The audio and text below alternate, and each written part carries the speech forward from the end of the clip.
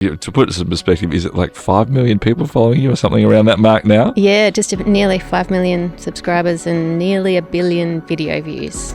There's no such thing as a YouTuber, and I didn't know you could be paid for doing YouTube videos, but they started emailing me saying, do you want to monetize your videos? I think that a lot of parents have the thing, I'll just give my kid a phone, they'll be fine, but it's actually just not a good idea. Not just for tech addiction, but for so many other reasons. Everything would have protection on it in terms of an app actually helping with that. When you have kids, I would say use apps to help, like Custodio. There's various different apps out there that actually monitor different devices. You can limit different websites. I think there's probably a lot of parents are like, I just need it to be easy. But it's actually not. It's a bit like parenting generally, isn't it? Definitely. G'day and welcome to Towards Understanding. I'm Clayton Bjelen, and it's an absolute privilege to have Anne Reardon with us today. Now, you might know her from How to Cook That, if you've seen any of the videos online, or perhaps tried to make some of those as well. I don't know if anyone's quite as good as Anne at that, but she joins us now. G'day, Anne. Good morning. It is so good to have you with us, to have a chat about all of what you do. Now, for somebody who perhaps has never, ever seen How to Cook That, how do you describe what it is? Well, if people ask me what I do for a job, it depends on their age what I say I do. Okay, well, give us all of them. If they're younger, I'll say I'm a YouTuber, and then they quickly get out their phone and look up How to Cook That and then go, have you got a golden play button? And they're excited. If they're older, I say I'm in video production, because I feel like that's something they can wrap their head around about what I do for my day. I love that. This is acceptable for which levels we need to go to. Let's talk about how you even got into it. So, I mean, obviously, How to Cook That, you are doing a lot of cooking. They tend to lean much more to the sweet sort of based idea, which we all love as well. So definitely. How did this even start for you? Sure. Well, I'm actually a food scientist and dietitian, so they probably shouldn't lean towards the sweet side. And now we're more leaning on that food science, so it's shifted away from some of the baking with algorithm changes and all of the things that go on online in online jobs. But originally I started it when my third son was due and I was heavily pregnant with him. I knew I had a year's maternity leave up my sleeve, and I knew from having two kids before that although it's physically demanding and tiring, my mind would get really quite bored of the nappy routine. So I thought I need something to do while I am on maternity leave. So I thought I'll start a website, write down all my recipes that everyone keeps asking me for. And so that's what I did. And then occasionally I would put a video on if it was easier to show than it was to write. So particularly cake decorating, it's quite hard to explain how to shape a piece of fondant to make something specific. It's much easier to show it. And then over time, YouTube started emailing me. There was no such thing as a YouTuber, and I didn't know you could be paid for doing YouTube videos, but they started emailing me saying, do you want to monetize your videos? And I just ignored their emails because I thought it's not going to make any money. What's the point? And then eventually I literally filled out their form to stop them emailing me, and then went, hang on a minute, this could be my part-time job. Instead of going back to work, I could stay at home, which I really wanted to do. Not every mum wants to stay home with their kids, but I like to stay home with them until they started school. That was just my preference, and that allowed me to do that. Yeah, incredible. And to put this in perspective, is it like 5 million people following you or something around that mark now? Yeah, just nearly 5 million subscribers and nearly 1 billion video views. Is there a part of your brain that just can't... I mean, I was thinking this morning, actually, in preparation to have a chat to you, I was just trying to picture what 5 million people look like, or let alone 1 billion, but your brain just can't seem to get around that. No, definitely not. And I think it's better for me not to try and get my brain around it. Like, I've been at events before and I've gone, wow, look how many people are here, and someone will put it in context and go, well, it's like 20 times this many people watched your video yesterday on one video. It was just like, okay, yeah, let's not think about that. It's too many people. So, like I think most people in this space didn't think, it's not like you had a massive business plan that this is where we're going to go. And then suddenly you went, oh, okay, there is actually something here. My understanding is that it has meant you've been able to achieve that, right? You've been able to be the mum that you want to be and at the same time do this, and it's gone from a part-time to, I'd imagine, a full-time plus role at the moment? Definitely, yes. It went from part-time to definitely way more than full-time plus, to then me trying to balance that back down to now I think it is a lot more balanced now. I try and get the weekends off and not work on the weekends, but sometimes that will mean I do Friday until 3 a.m. Wow. to get my weekend off. Okay. So I'm trying to bring it back down to a normal work week. What's the rest of the family think of it? As they're like, okay, well, mum's doing this. This is her thing. Is it just normal now, or is it still a bit weird for them? I think it's normal. I think my kids are the only kids who don't want to be YouTubers because they know how much work it is. But I think the thing that's unusual is that the topics of videos change every week that I'm filming. So it can be quite unusual, like when you walk in and there's something completely different going on. So yesterday we were playing with the flash paper for magicians and setting fire to that, and they all had a go at that and loved it. And so there's something different constantly going on, which is interesting place to live. Yeah. Now, we want to talk a couple of things throughout today as well. And as much as many people might want us to talk a lot about cakes and different things, we're going to leave that to the videos because, as you said, it's a little bit better to do that there. But we want to talk about a couple of aspects today. One is around this idea of what the internet is doing. You mentioned algorithms, but the way we actually look at the internet. We also want to talk about faith as well, and we might get to that faith aspect of your world in that regards too. Let's start more around algorithms and these things. What I loved is this a quote I think you talked about as an article I was reading about you, where you sort of reference this idea of who are we actually trusting. Could you talk a little bit more about that and what you mean by that? Well, I think a lot of what we watch, particularly on YouTube, Facebook, TikTok, all those sort of social media platforms where people are scrolling through videos, what you're being shown is based on an algorithm. And a lot of people think that algorithm is showing them things based on what they're interested in, because if you watch one thing, it might show you something else that's along those lines. So you can think that way, but the algorithms are programmed to make you watch and consume as much as possible. So it's the addiction factor of the more you watch, the more ads you watch, and the ads are where the money's coming from. So the whole purpose of the algorithm is to keep you watching. And there's no safeguard in there of what is best for you as a person. Is this video that I show you going to grow you, educate you, be best for you, build you up, make you feel good in any way? There's nothing of that. It's not your mother. It's not someone who cares about you. It's a company's algorithm that's written to make money. And I think when I speak to a lot of people, they have that deception, I guess, of it knows what I like. It's showing me what I like. And it's not interested in you at all. You're the product they're selling. Your eyes and watching is a product. And so if you keep that in mind, you might not endlessly scroll so much, because if you look at TikTok in China, for example, it's completely different to TikTok over here. It's educational videos. So they do care about what they're showing people in China, but they don't care here. Yeah. Like, we can dumb you all down and that's totally fine. But yeah, it's very different if you look at it in terms of the only thing they care about is you watching and keeping you watching so they can make more money. Then you need to be more decisive about and choosing what you watch. Yeah. How do we do that? It seems so simple, right? Well, you just don't do it. But we know there's a culture about it. There's a psychology about it, as you said. There's aspects of it. How do we, from your perspective, sort of still fit into our world, but have those controls around it? Do you have any ideas? Firstly, you have to accept if you are struggling with it, which a lot of people don't even realise. But if you go to the battery life of your phone, a lot of phones will show you how many hours you're spending on what app. So if you're spending a lot of your life scrolling, you're just wasting your life and trusting someone else to input whatever they want into your head without any thought of what that is for. So then if it is an issue, I would suggest then putting controls in place. And there's one guy who I heard interviewed a while ago who was a TikToker, and he only spends half an hour a day on TikTok. And he said the only way he got his life back was he went to his mum's house, pulled out a book that he knows the title of, and got his mum to type in the last 4 digits of the barcode as the code in his phone, that when it says you've had enough time, do you want to type in the code to have more time?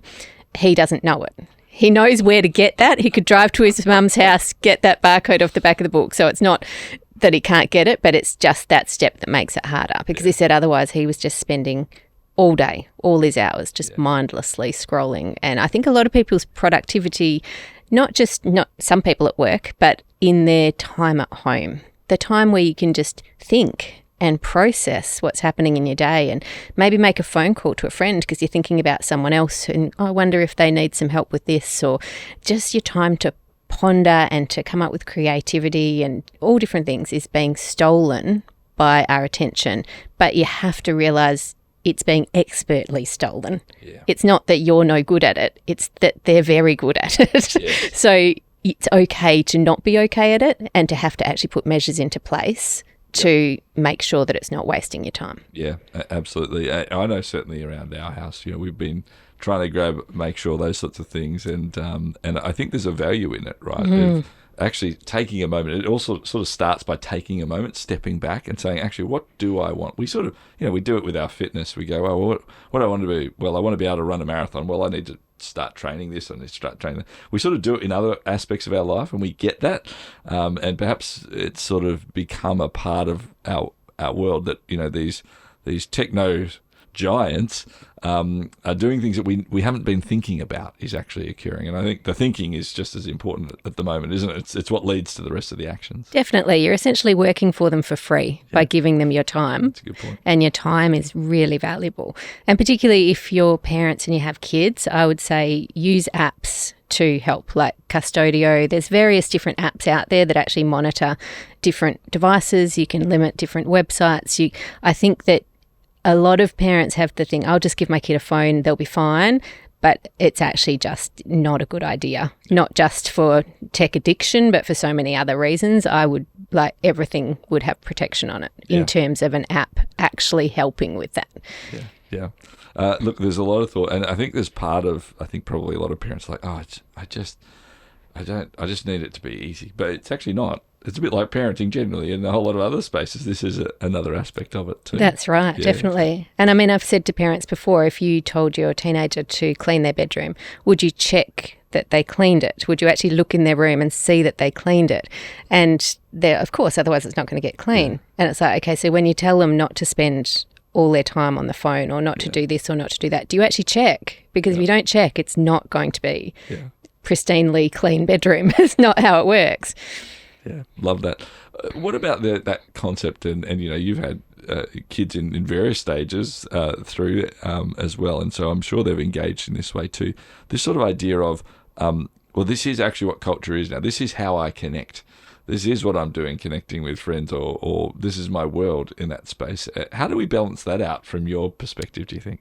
Definitely. Well, I think there is the balance, as you said. So a lot of young people do connect over SMS and texting, and that's a good thing. But I think a lot, as I said, if you look at the battery life and see how it's being used, a lot of that time is also just mindlessly scrolling videos and playing games.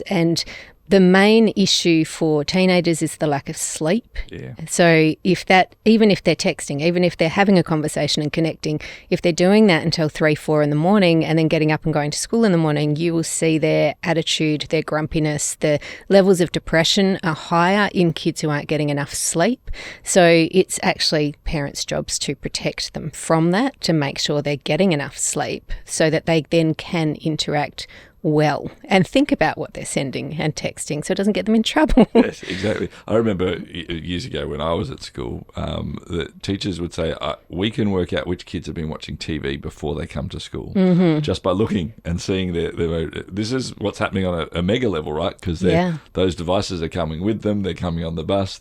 My wife's a teacher, and she's talking to me just the other day about kids are watching basketball games. They're watching things in the classes. This is there's something about this addiction that is occurring with digital. Yep. And there's so many great benefits, but we need to do that too. Definitely. And that, I think education, there is so many things that can be done to help with that in class. But if you go to somewhere like Korea or San Fran, there's no computers in the classroom. Yeah. They're using pen and paper for a reason. Mm-hmm. So we might just need to go to the extreme and then loop back. That's right. And isn't that the old saying that I think most of the tech giants own families? They don't let their kids use this technology. That says something to me. It does. Yeah. It does. It means they know the danger. Yeah. And So how do we not sit in all doom and gloom? How do we actually go, this positive aspect? Is it about setting some good goals like we've been talking? Is it about actually the education piece? Is a bit of all of it? Is there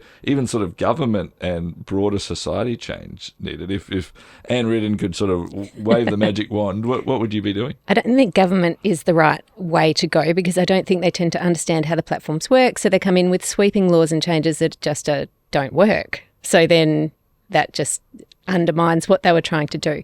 I think you have to, in the business world, follow the money. So you go, who's paying the money? They're the ones with all the power, which is the advertisers. And we saw that years ago. There was a thing on YouTube that we called the adpocalypse, where the advertisers basically pulled all their funding because there was some videos that they had advertised against unwittingly that they didn't like. And that brought sweeping changes across the platform because of that.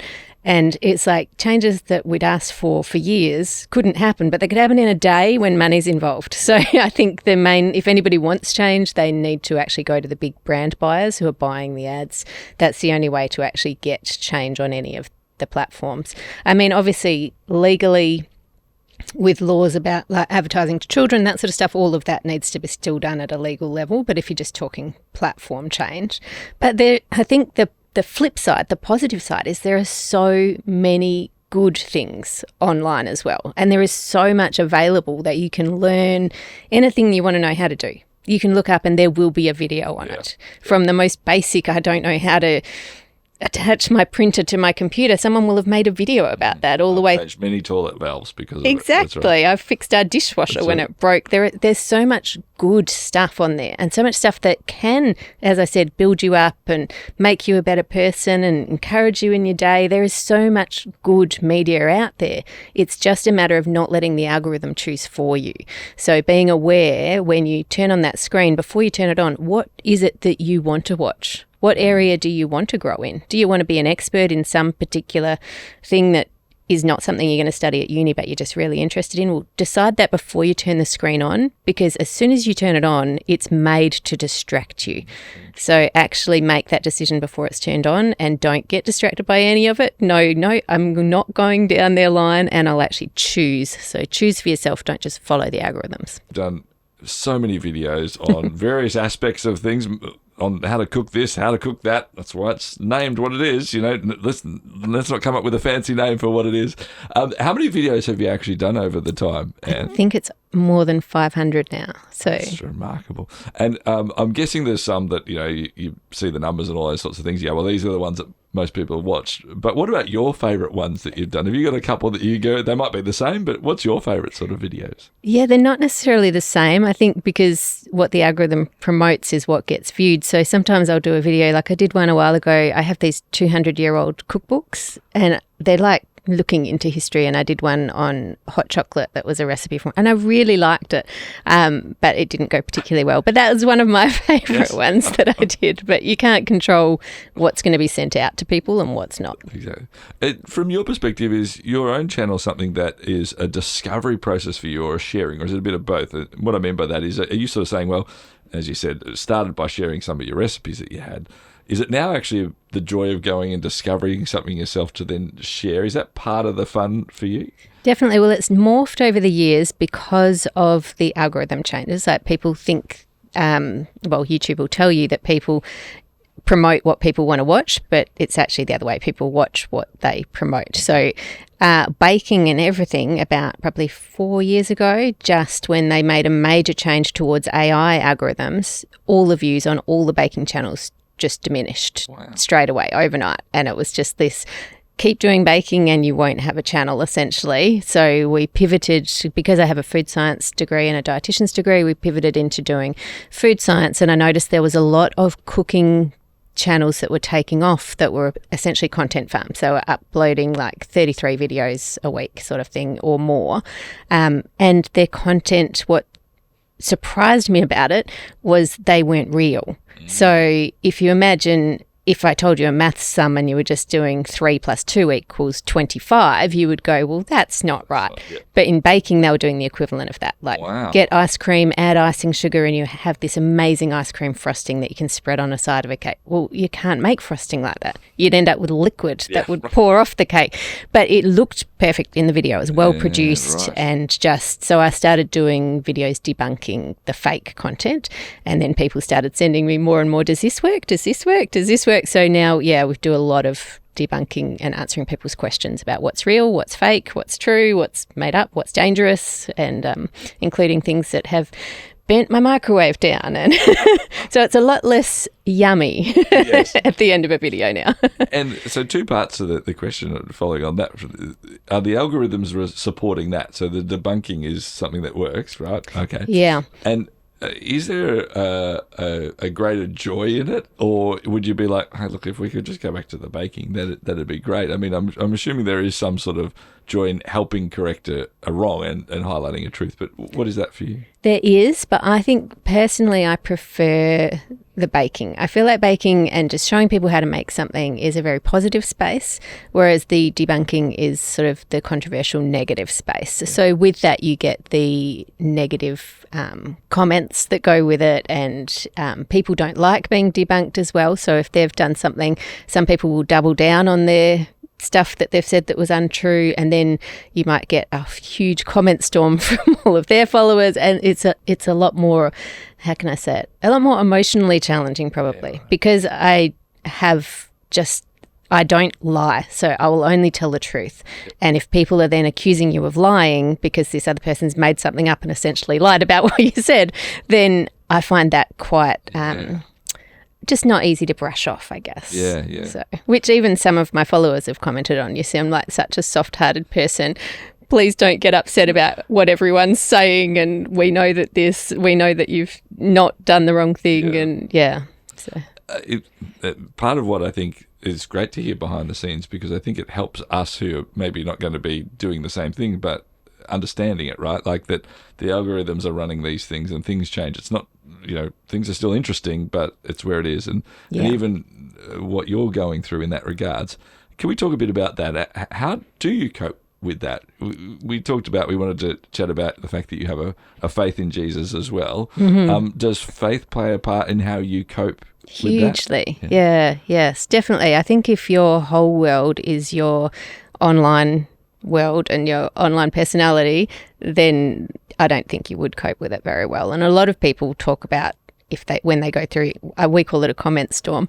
It will pass if you don't keep stirring it up. It'll just pass and it'll move on. But a lot of people who are not even in this world, when that happens to them online in social media or anything like that, they've talked about it as being the worst time in their life, because it can be full on. Like, it's not that people are being logical. They can take it to all extremes because they've decided to. But for me, I think having a faith and being able to have it seems like that world is small compared to the bigness of everything. Do you know what I mean? I think that you can think about that in terms of if you had 2 jobs and this was a small job, and then you had a bigger job, then you wouldn't be so bothered about something not going well in that. But instead of thinking about it in terms of jobs, thinking in terms of spirituality, the spiritual world and who you are, and knowing there's a God that is huge and is bigger than algorithms and bigger than what everyone's saying, and knows the truth about you and knows you intimately, and then it doesn't matter so much if other people, it seems like everyone, it's not everyone, but if a large number of people are saying negative things and that's not true, then for me, being able to just pray and have a time where I actually am just, I like to walk on my treadmill and listen to some Christian music and just pray and talk to God about what it is that's bothering me. I'm like, it shouldn't bother me. I know it shouldn't bother me, but this is why it does. It makes me angry about this or sad about this. And just being able to talk it all through and know that there's a God who's listening, who loves you and cares for you intimately, that is just so comforting. Yeah. I love that. And it's sort of this idea that our life is big, and our online part of it is actually just a small part of that. Mm-hmm. Section, right? That's right. But sometimes if that's all you're looking at, it does feel like the whole thing. It does. It's a great analogy. I love that. how did actually sort of being a follower of Jesus start for you? Well, when I was younger, neither of my parents were Christians. We didn't go to church. Mum and Dad sent me and my sister to a Catholic school because they came from England, and what school you went to was important for getting jobs there. So that there was no a Catholic school will be good because it's Catholic or anything. It was just private school versus public school. Gotcha. So I had some sort of understanding from there that there was a God, and I would ask the nuns questions like, if God created everything, who created God? And they'd just go, he just was there. And I was just like, I just can't fathom all of this. But because I wasn't a Catholic, anything like any of the services, everyone else would have to go to the priest and confess their sins. And I just got told I had to go in and say, I'm not a Catholic. And he'd go, God bless you, child. And out I'd go. Right. And that was it. It was just like this world that everyone else was a part of, but I wasn't ever invited to be part of. And I wasn't allowed to be a part of because I wasn't a Catholic, because my parents weren't a Catholic. So that was an interesting sort of, I knew there was a God, but beyond that, that was it. Couldn't get close. Yeah. Yeah. And then I think when I was about 13, my mum was going to a poetry writing group, and somebody there said to her, just in conversation, it sounds like you're really searching for something. Do you want to come along to church? So she went with that lady to church and made me and my sister come, and we have, like, she just kept going every week. And I remember one speaker speaking one particular week, and he talked about God and talked about Jesus and Jesus dying on the cross to pay for all the sins and everything we'd done wrong. And he gave an invitation and said, if there's anyone who would like to be in a relationship with God and would like Jesus to forgive their sins, then you can come down the front. Now, that's the first time I'd ever heard anyone say, you can be in a relationship with God, not you have to be a Catholic or you have to be a this or you have to be that by some, I don't know how you became that, like as a kid at school. It's just I wasn't that. And I was like, yes. I was first down the front. I was like, yes, that's what I want. I want a relationship with this amazing, creative God. And yeah, it went from there. Incredible. I know that it's actually taken you into some incredible things. You've actually done a whole lot of work helping youth, which was partly inspired through your faith and working in that space as well. Was that an adventuresome time in your life? Yeah, so I did my university study in nutrition, food science, and then did dietetics, and then I worked as a dietitian for a while, both in the food industry and with clients, seeing different people who needed to, for medical reasons, needed to see a dietitian. And then I resigned from that job to do youth work, which my mum was like, what are you doing? You've just done all this uni and it's so hard to get a job as a dietitian. I'm like, but that's what I really want to do. So I worked with young people. We lived over in Western Australia, and the area that it was the highest crime area for Western Australia at the time. And so it was a really, it was a challenging, but it was such an exciting place to work because there was so much need. And so, yeah, we ran a program every Friday night and made it as creative as we could. Lots of young people came every week, and it was just awesome. It was really good fun. I love that. What's your mum think of the degrees now being used for the YouTube video? Yeah, I'm trying to explain to anyone I'm doing YouTube. I think I said to someone, when I had about 500,000 subscribers, I don't think my mum or my sister are subscribed, and I don't think they've ever watched a video. But now my mum watches the videos every time they go out. But it took a while for them to get the concept of I was doing what I was doing. Yeah, that's wonderful. I love that. So often it's our family who the ones that come through last get where we're going. I want to ask you, in the world of video and content creation and these sorts of things, what does it mean to actually be someone who is a faith follower? Like, does talking like this, is that help, hurt, harm, neutral to how you are? What is the impact of that?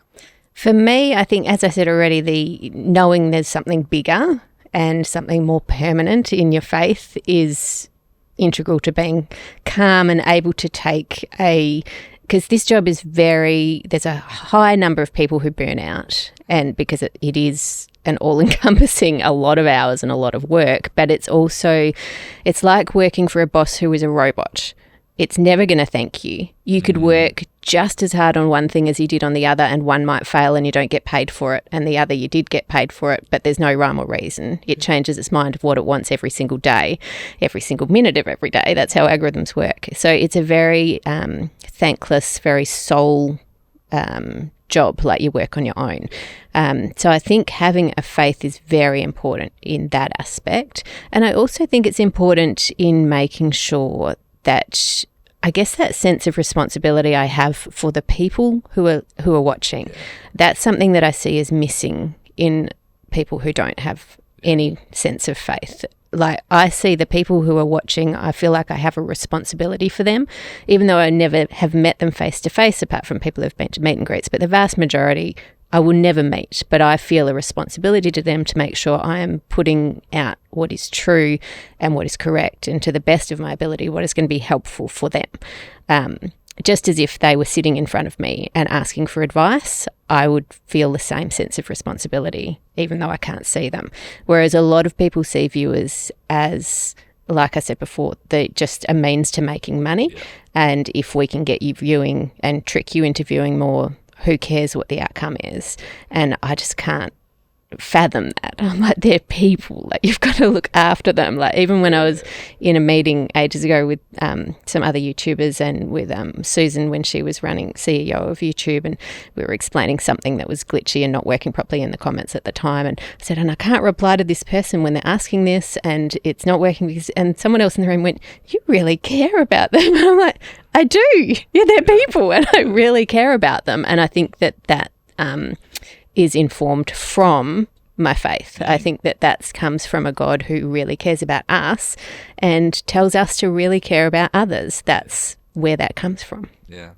And not necessarily saying to mention people's names, but I'm imagining that as you have comments and conversations, that there's real life impact that you have. You have a privileged position, you know. So often there's this weird thing that happens with proximity on the internet. You know, the further away we are from people, it seems like it's a whole lot easier for people to be hateful or racist on it. But there's also an aspect for some people, by being further away, they're willing to open up and actually tell you things and are part of things that maybe they might never share. I'm imagining that's happened for you. Is that the case? And is there any great stories that you go, well, I love sharing this one about the impact that you can have? Well, I always thought when I started that people would watch baking videos or cooking videos, which is what it predominantly was for the first so many years, because they wanted to know how to bake. I didn't know people would watch for entertainment. Like, that was foreign to me. So then when I knew that different people were watching just because they liked watching something come together, and then we'd get a lot of comments, which we still get now, of I watch because I like your voice, because I find it calming. And a lot of people who say they watch for anger management. If they're feeling stressed, then they said, I don't know what it is about the videos, but your videos calm me down.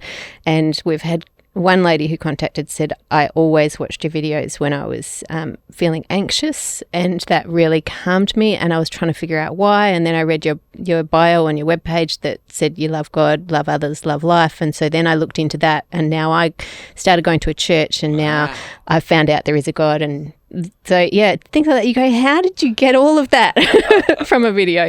And certainly when it's Christmas time, I always do a gingerbread video, and I try and integrate into that part of the Christmas story, because I feel like you can, because it's Christmas and Christmas is about Christ. So you can, at that time of year, you can bring it in.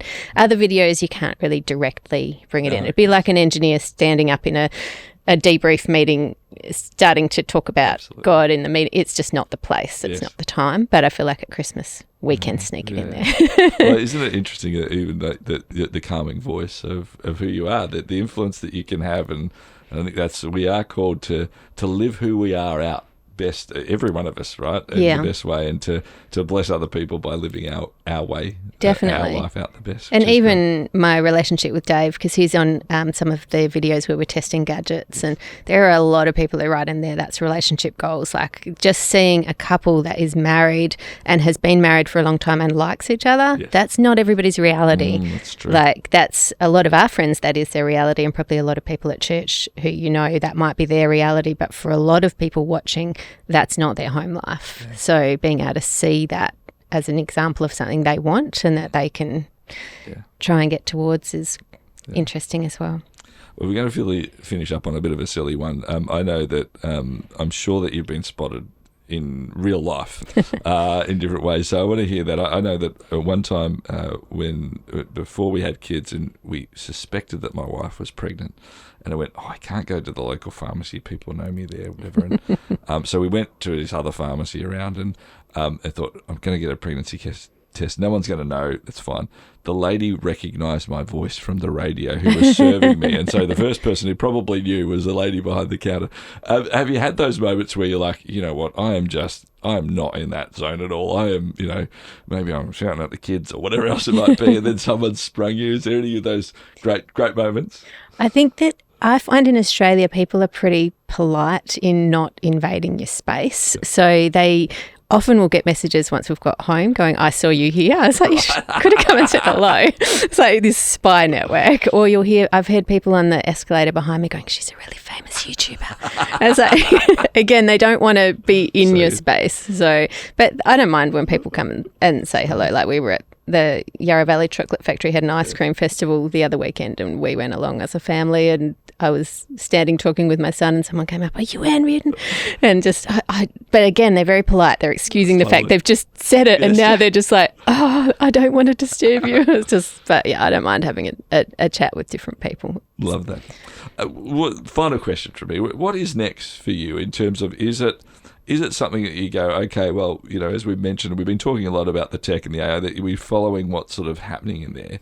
But I'm imagining there's also a part of what you might be wanting to do is say, actually, I don't want to just follow that. Or is that the deal? That's the business. That's what we do. What is the next things for you that you'd like to do? Sure. I feel like that's a common question with anyone who's in the entertainment industry because it's a short-term job, essentially. Yeah. I think it is weird that the channel has been going for nearly 13 years. That's very rare to have a successful channel for that long. And I always put that down to the fact that God is bigger than the algorithm. And we take it very much. I talk about it like being like a wave. You catch it while it's there. Once it's dead, we'll just move on and do something else. But I'm really not stressed about it because I kind of feel like whatever God wants us to do, I'll be doing that. So we have what we call a quitting line, and it nearly got to that with views when the algorithm shifted away from baking. And then I started doing debunking and it took off again. But if it gets to that quitting line, I'm quite confident there's something else that we'll be doing, but I'm not stressed about that. Like, we'll just keep doing this as long as it's above the quitting line. That's kind of what we've prayed. If you want us doing something else, make it go below the quitting line and we'll stop. But fair enough too. I love that. What a beautiful sense of peace to know as you walk into things. That, especially, as you said, some things that you can't control. That's right. You need to be able to have that sense of peace. And it's been an absolute pleasure having a chat to you. Thank you for being so open and honest. Thanks for helping us as we think about tech and sharing your life with us here on Towards Understanding. No worries. Thanks for having me.